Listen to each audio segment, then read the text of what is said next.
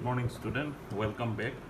If we start from the derivation, which I completed in the last class, in this part, what I am going to do, I am going to calculate the value of the torque acting on the current loop when it's placed at an angle phi with the magnetic field. So our figure was like this. Say it was the initial position of the torque or current loop. Then what we have done, we have inclined it at an angle phi, right?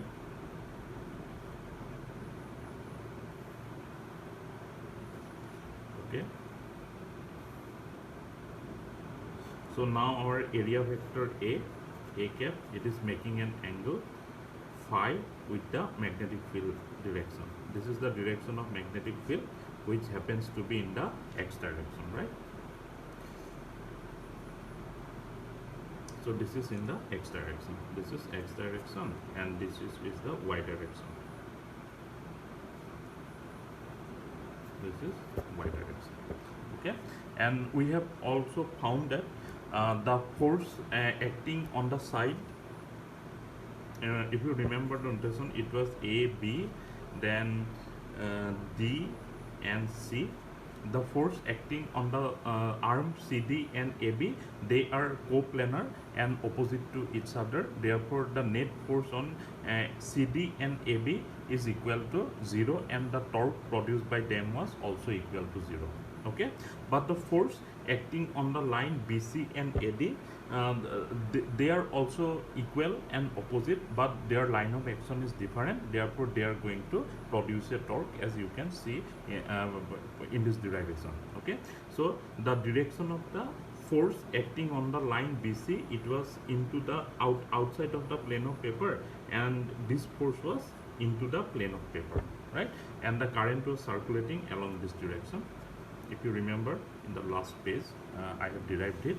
So now the situation is very simple. Basically, this force acting on the side BC and this force acting on the side AD. Okay, so basically now what we have to determine, we have to find out the torque about the point O. O happens to be the center of the center of this current loop. Okay, so basically to determine the torque, we need to know this distance from the point where the magnetic force is acting to the point where the magnetic force is acting on the other side. So basically we need to find out this distance from this point to this point. Okay, so how to find this point? So let's draw a line which is parallel to this line. So let's say this is the line parallel to this. Okay, and we know that this thickness is B. This is the breadth of the loop. So this is B, as we know. Now as you can see, this angle phi, therefore this angle, if we write this triangle as MDC, then that angle MDC will be also equal to phi. It is because, you see, magnetic field and area vector, the angle between them is phi. Now the line AD is perpendicular to the magnetic field, and the line CD is perpendicular to the area vector. After all, this is the area vector on the loop, and CD is a part of the loop. Therefore, area vector has to be normal to the line CD. Okay, so if two lines between two angles is phi, then the angle between their perpendicular is also phi. Therefore, we can say that the angle MDC, this angle is equal to phi. Okay, it is because the angle between A and B is phi. Okay, then perpendicular to A vector is equal to what? Our line DC. Okay, and perpendicular to B vector is the line AD. Okay, so AD and CD, the angle between them should be also equal to phi. Okay, so in this way we can calculate this value of the angle. And now you can see the triangle MDC is a right angle triangle. Therefore, if we see the value of sin phi will be equal to CM divided by CD. Okay, and CD we know nothing but B. Therefore, CM is equal to B sin phi. Okay, so if O is the center here, then from this line and this line has the same length because these two are parallel line, and if O is the center here, then from O to this point the length will be b by 2 sine phi. That is important. The length will be b by 2 sine phi. Okay, now what we are going to do, we are going to determine the torque about these two forces. Say this force was probably F2, okay, as far as I can remember, and this force was F4, okay, and F2 was acting on the negative x, F2 was acting on, if I okay, it is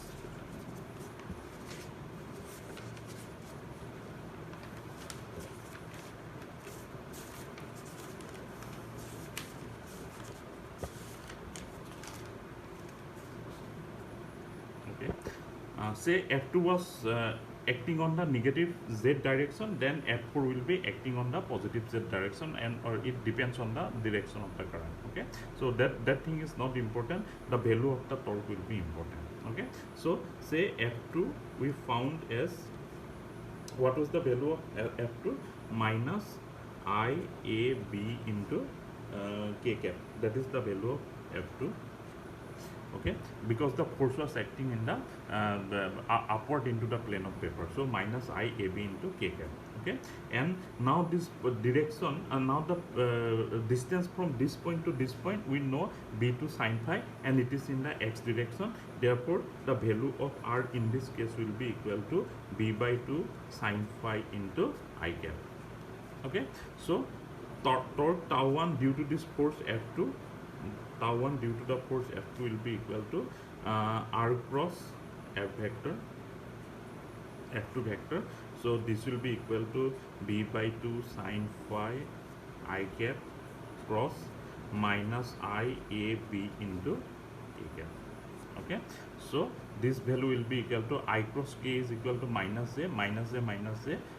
So it will be minus I AB divided by 2 into capital B sine phi. I cross K is equal to minus J vector. Okay, so this will be equal to IAB divided by 2 B sine phi. Okay, it will be in the direction of positive Z. Okay, so this torque we have found. Then let's find the torque due to the force F4. Okay, and if you remember, F4 was plus I A B into K cap. If it is in the negative Z direction, it has to be in the positive Z direction, and R vector was equal to B by 2 sine phi into I cap. Okay, therefore torque due to this force F4 will be equal to I A B B by 2 sine phi, and this value will be equal to I cross K, I cross K vector. Okay, and one thing you have to remember, since this r vector is along the negative x direction, so I have to put a minus sign here because it represents in the negative x direction. Other was in the positive x direction, therefore it was r was plus I, and it is in the negative x direction, so it is minus I. So there will be a minus here, and I cross K is equal to minus J, and minus J minus plus J, so it will be basically I A B B by 2 sine phi into J cap. Okay, so you see both the torque are in the same direction now, therefore they will give a net torque.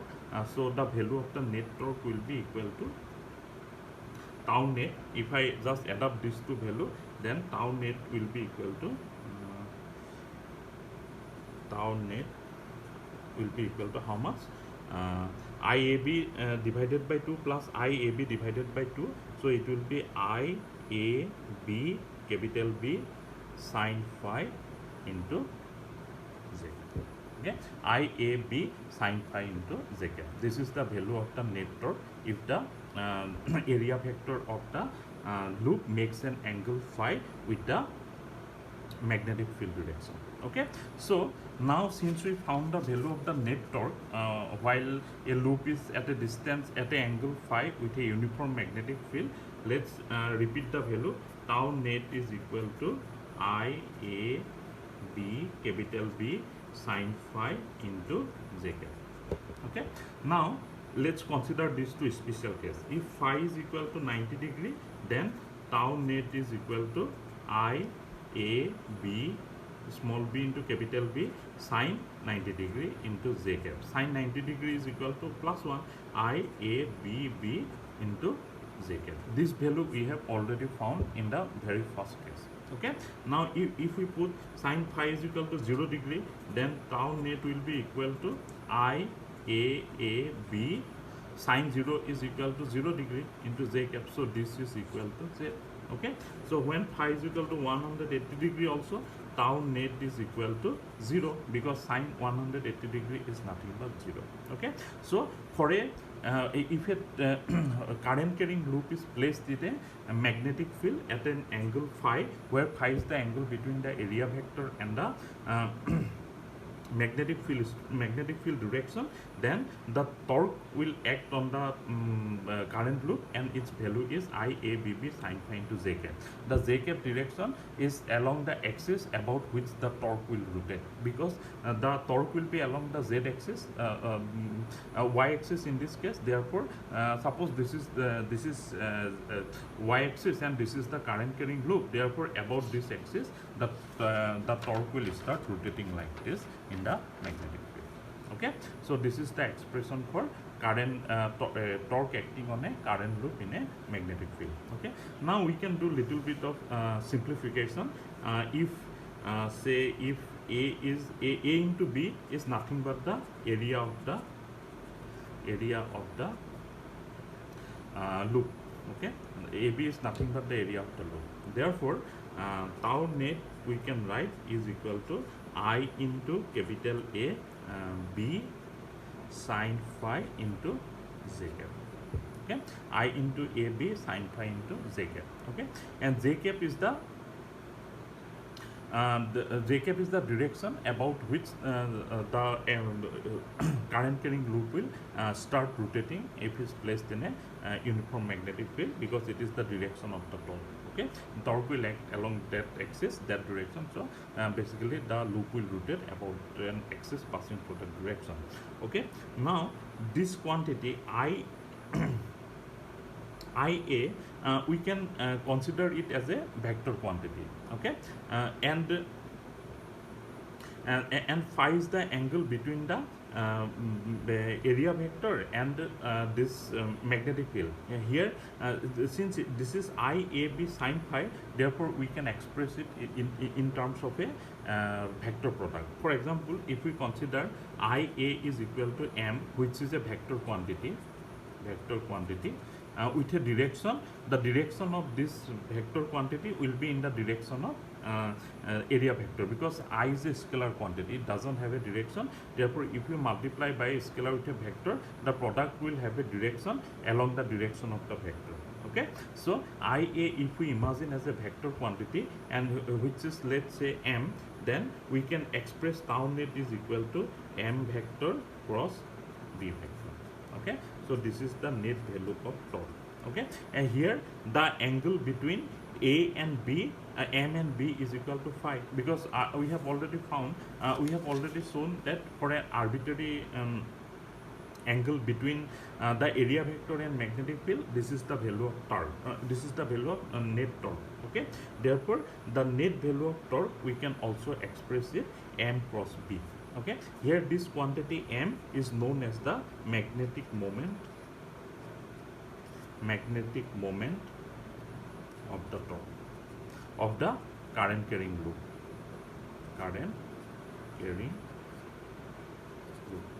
Okay, so a current carrying loop, we can imagine it having a magnetic moment given by the value m vector, and the value of m vector is equal to IA.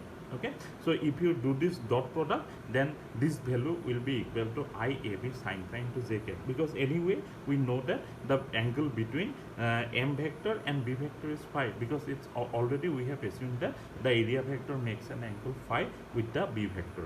Therefore the angle between these two quantity has to be phi. Therefore we can express this expression in the form of this, and it has a direction perpendicular to both m and b, so therefore it is in the direction of z. Okay, so j cap direction, since b was in the x direction. Okay, so from this derivation, it is clear that if we have a current carrying loop placed in a magnetic field, then we can and placed in a magnetic field, then we can imagine it having a magnetic moment given by m, and if it is magnetic moment is m, then the torque acting on the current carrying loop is given by tau net is equal to m cos p. Okay, so from this calculation, a very important fact has come out. The fact is that not only a current carrying rectangular loop, even a current carrying circular wire, this derivation I have already done. We can show that this kind of current carrying wire, it can be also thought to have a magnetic moment given by m. Okay, if a current is circulating inside in a wire which is in the shape of a ring or in the shape of a circle, then we can think it having a magnetic moment m. Okay, now if you see the situation of the electron revolving around the nucleus, suppose this is the atomic nucleus and electron is revolving around the nucleus. Okay, so this situation we know that the flow of electron is nothing but a current. So basically in atom there will be some circular current circulating around the nucleus. So we can also thought that electron should carry a magnetic moment. Electron should have a magnetic moment, because electron is nothing but a current carrying loop inside the atom, and we know that every current carrying loop we can imagine it to have a magnetic moment. This is from where we know, from this derivation we know that a current carrying rectangular loop can be thought having a magnetic moment m. Therefore this scenario is similar to a current carrying loop which we can thought to have a magnetic moment m. Now the situation of electron inside an atom is also similar. We can also think electron as a current carrying loop. Therefore the electron should have a magnetic moment in a magnetic moment.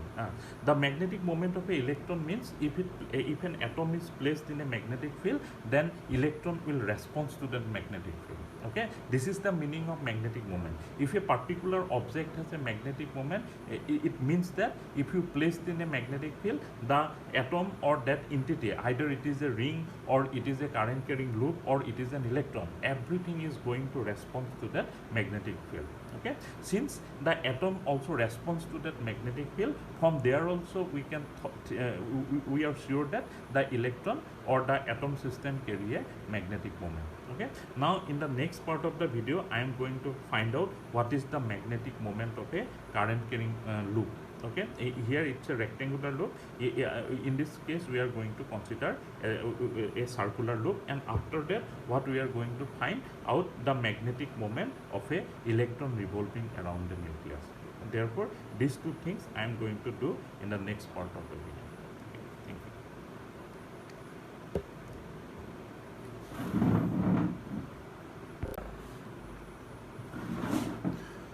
Good morning, student. In this class we are going to learn about the magnetic moment of a circular current loop. Okay, as you remember, in the previous classes I have discussed the magnetic field produced by a current loop. Suppose the current loop is in the YZ plane, and this is the x-axis. Suppose it is in the YZ plane. So x-axis is a line which is passing through the center, and it's the axis of that circular current loop when it is placed in the YZ plane. Okay, if the current loop is in the YZ plane, then x-axis is nothing but its own axis of the loop. Therefore the axis passing through the center of the loop and perpendicular to its plane. We can always say like that. Okay, so suppose a current I is passing through that current loop. We have obtained the value of the magnetic field at a point, say P is a point on the x-axis of the loop. Then we have determined the value of the magnetic field, and the value was, if you remember, B is equal to mu naught I r square divided by 2 x square plus r square to the power 3 by 2. Okay, here r is nothing but the radius of the loop and x is nothing but the distance from the center of the loop. Okay, so on the axis of the loop, the magnetic field was mu naught I r square divided by 2 x square plus r square to the power 3 by 2, and its direction was in the I cap direction, that is along the x-axis. Okay, so now the good thing is that if we see the area vector of this loop, say a cap, I have always denoted the area vector as the a cap. A cap is also in the x-axis direction because the loop is in the yz plane. Therefore, any normal to the yz plane will be along the x-axis, and area vector is in the direction of normal to the loop. Okay, always remember normal to the loop. So loop is in the yz plane, therefore the area vector will be in the x direction. Okay, so that is a thing of our advantage, and we are going to utilize this fact. Okay, so B is equal to mu naught I r square over 2 x square plus r square to the power 3 by 2 into I cap. Okay, now if x is very greater than r, that is our point of observation is much greater than the radius of the loop. Say radius is 1 centimeter and we are observing the loop from 10 meter. So in that case, r is very small. We are observing it from 10 meter. Then in this case, x is very greater than r. Okay. So for such scenario, we can write B is equal to mu naught I into r square. It is in the direction of I cap. Okay. 2 divided by x square plus r square, then almost will be equal to x square, since x is very greater than r. So 2 x square to the power 3 by 2, these two cancel out, therefore this value will be mu naught I into r square divided by 2 x cube into I cap. This is the value of magnetic field at a point which is far away from the center of the loop. X is much greater than the radius of the loop. That's we are saying that it is a point far away from the loop. Okay. Now what we can do, you know, the area of the loop has a radius r, therefore its area will be the loop has a area r, therefore its area will be pi into r square. So if we multiply it by pi, then what we will get, mu naught I into pi r square into I cap. Okay, so this will be 2 pi into x cube. Okay, so what we can write, mu naught I into, in place of pi r square into I cap, now you see area vector is in the direction of x, that is in the direction of I cap, therefore we can term it as a area vector. So I into area vector divided by 2 pi into x cube.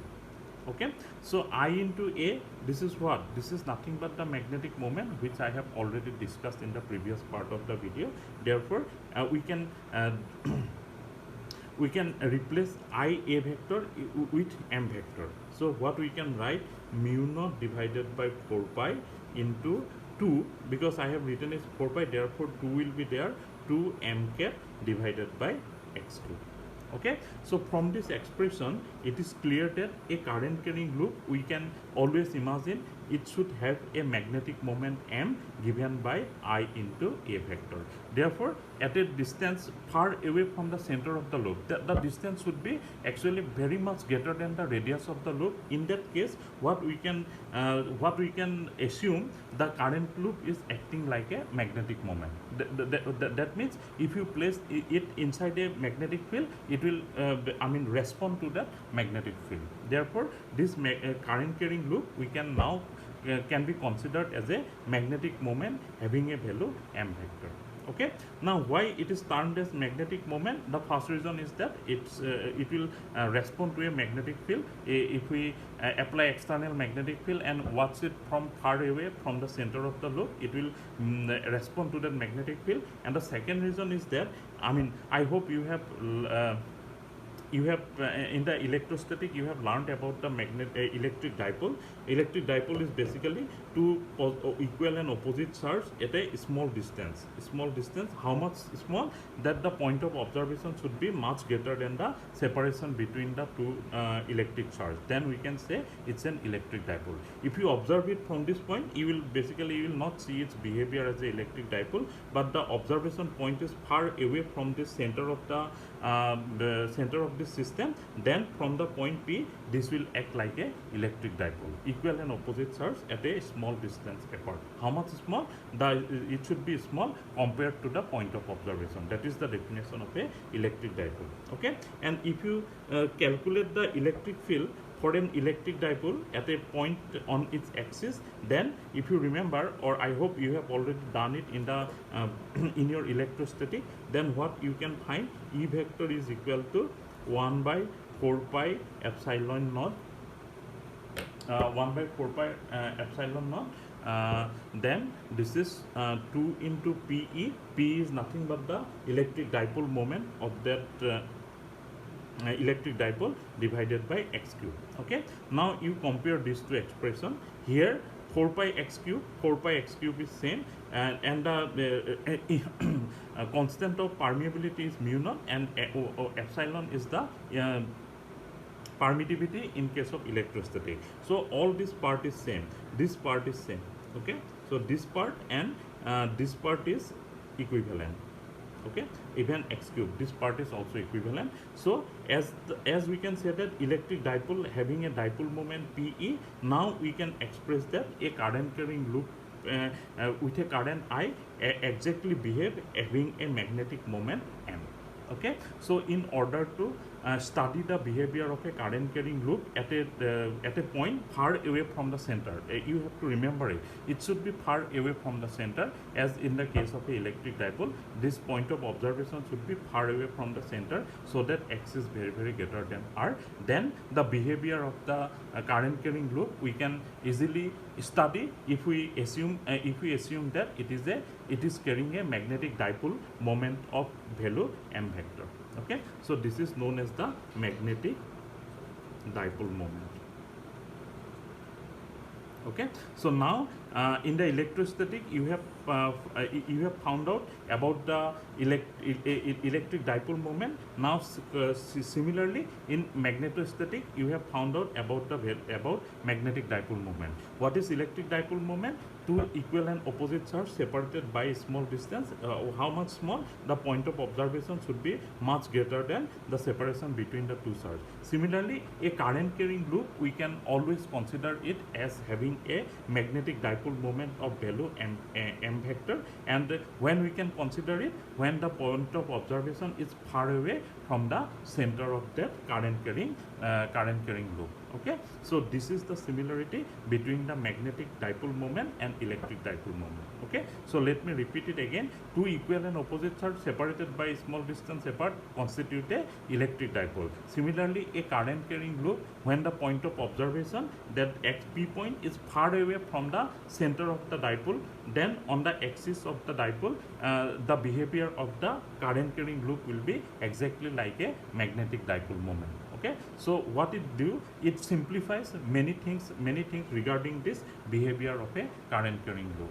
Okay, so this is a new and interesting thing, and we now know what a magnetic dipole is. Okay, magnetic dipole is nothing but a current carrying loop, as simple as that. Okay, so thank you.